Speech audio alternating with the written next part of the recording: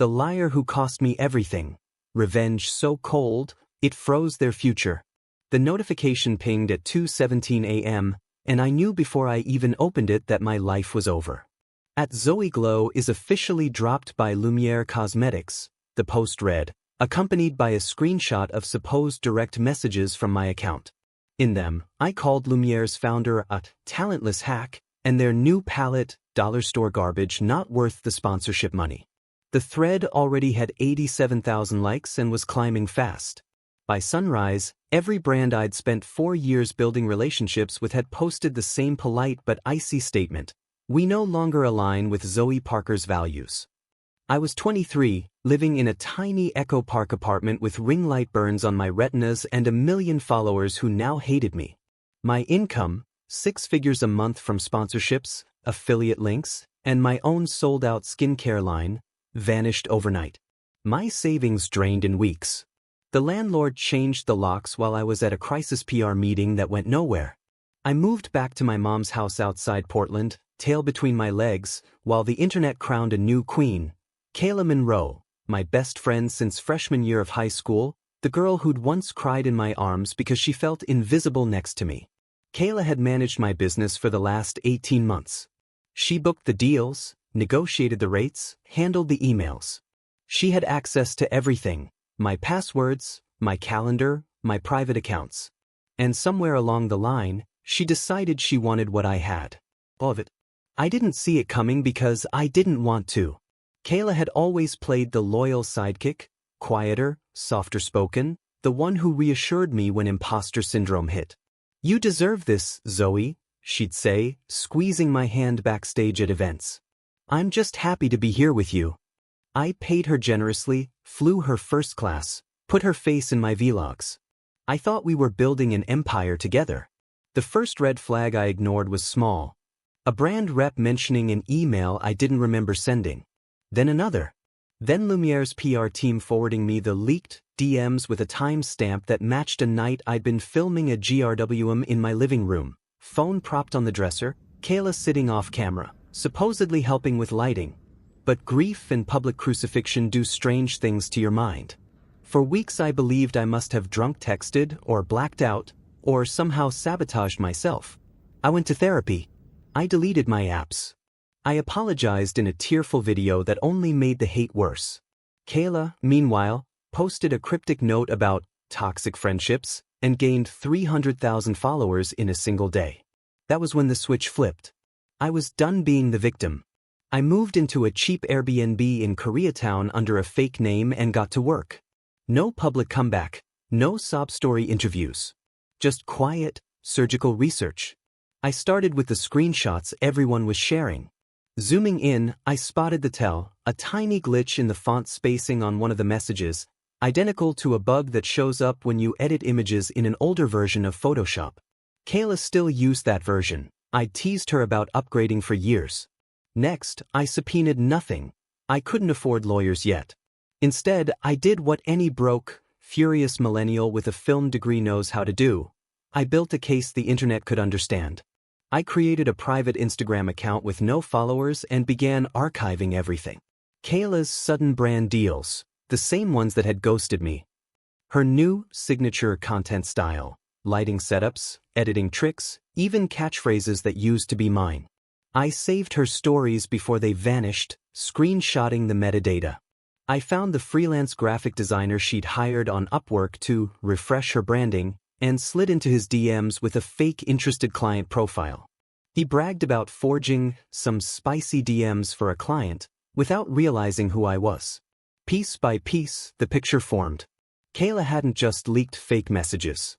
She'd orchestrated a slow takeover, planting doubts with brands, quietly pitching herself as the ethical alternative, even registering trademarks for product names I'd brainstormed aloud in our apartment. The worst discovery came on a rainy Thursday when I was combing through old Google Drive folders we'd shared. Buried in a subfolder labeled Taxes 2023 was a document titled Zoe Exit Strategy.docs. Inside, a timeline. Step 1, seed negative brand emails. Step 2, leak DMs. Step 3, position self as victim/supportive friend. Step 4. Inherit audience and deals. The final line read, "By Q3 she'll be unhireable. Then I take her place."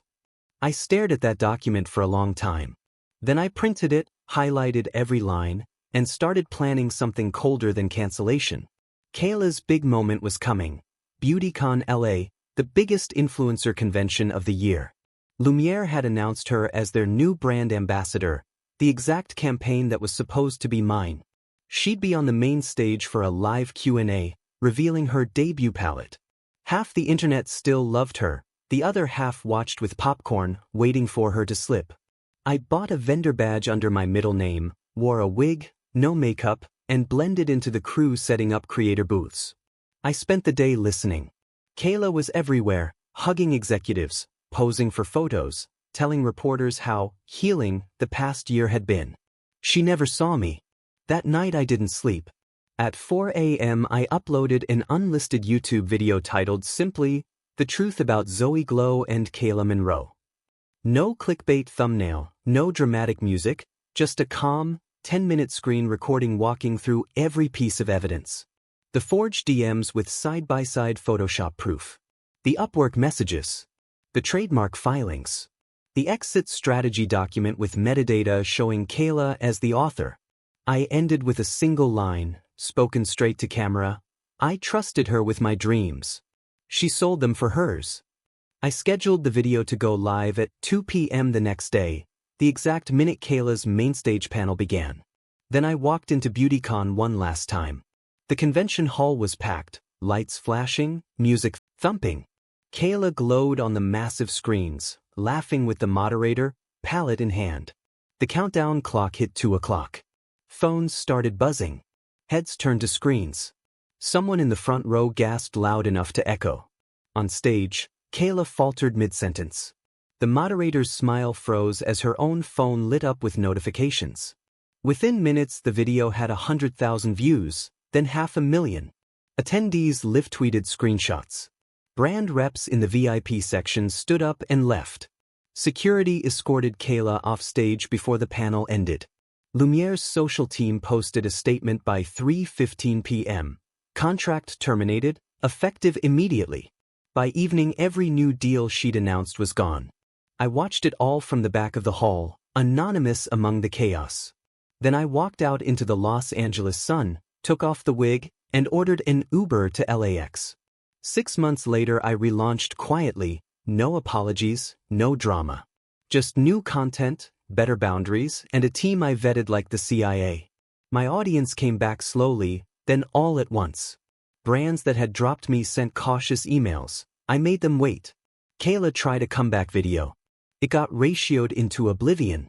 Lawsuits flew, mine against her for damages, hers against me for defamation, dismissed in summary judgment when the judge saw the exit strategy file. She moved back to our hometown. Last I heard, she was working retail and had disabled comments on all her accounts. I never spoke to her again. I didn't need to. Some nights I still wake up at 2:17 a.m., heart racing, checking my notifications out of habit. But the fear is gone.